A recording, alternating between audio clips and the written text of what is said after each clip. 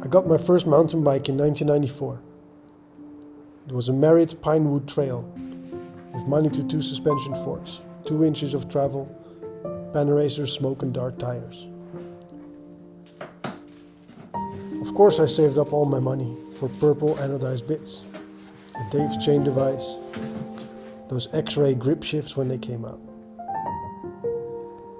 steep geometry, answer taper bars and flat pedals. The bike was a death trap, but it got me hooked on mountain biking. In the years after, I had several dream bikes. A GT Zascar, a GT LTS1, and a 22 kilo weighing Nikolai Empire downhill bike.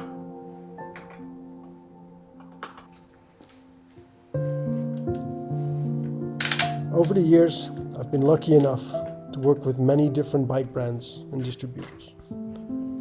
Good deals and fresh bikes every year were part of the perks. The downside of industry jobs, however, is that you don't get to pick your ride.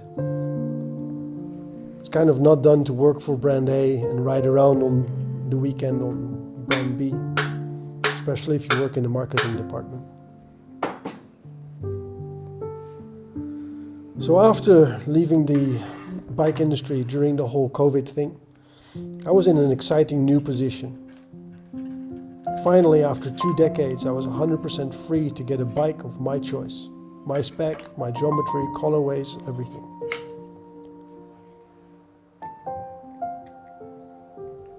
It wasn't an easy choice though. Besides the odd lap on a friend's bike, I didn't really ride any other bike over those years. Some things were already decided though. 29-inch wheels, coil suspension, Shimano group set. But for the frame, I had no idea. With all my newly found free time, I was able to go to several demo days.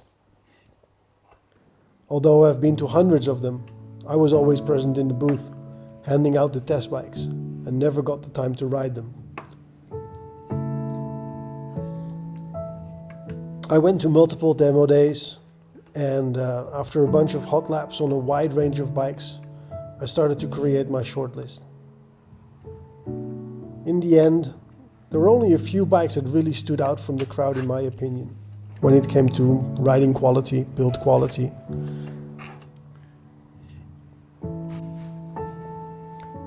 One of them was the Transition Spire.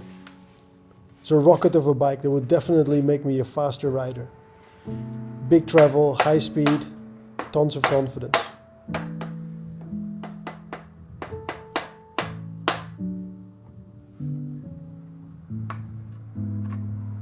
This was just a 4-bar linkage bike, the same frame design I've been riding for years now.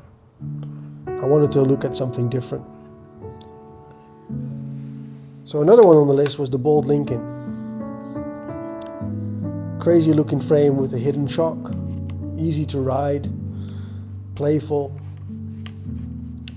Somehow though I wanted to see that shock, and the triple remote lockout lever kind of put me off. It seemed too complicated. The final ride that made the shortlist was a SCOR 4060. It was really aimed at having fun instead of getting the king of the mountains, and the frame was beautifully made. It had a slack head angle, a long top tube, made this bike corner like no other. And the rear end really had me pulling manuals on the first few meters I done on the bike. True, the frame design is not the best in muddy conditions. But let's be honest, I don't like riding in the mud anyway, so that doesn't really matter.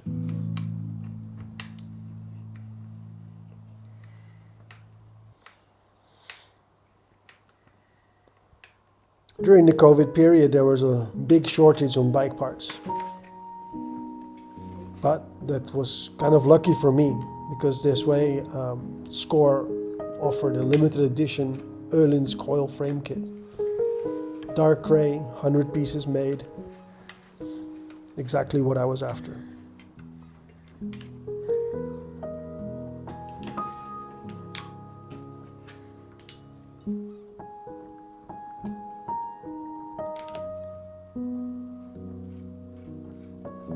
As for the rest of the components, the list is as follows.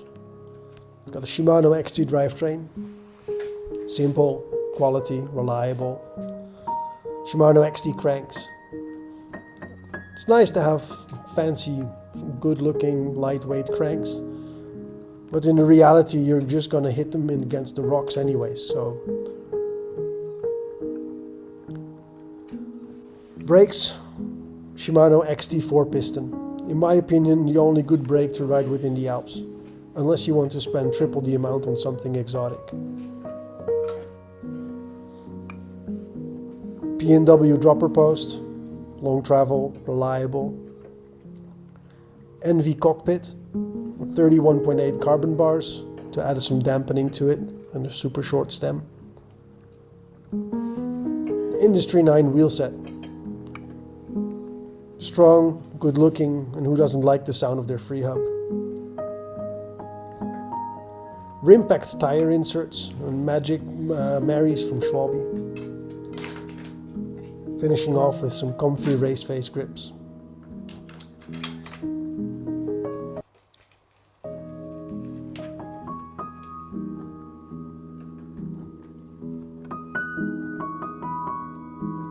So this bike build video has been parked on my hard drive for almost 2 years now. I've spent the past 2 summers riding this beast across the Alps, and over the time I've swapped around a few components. IndustryNine wheels went and made place for wilderness trail bikes, wheels and tires, a 1-up dropper post, but mostly the spec remained the same.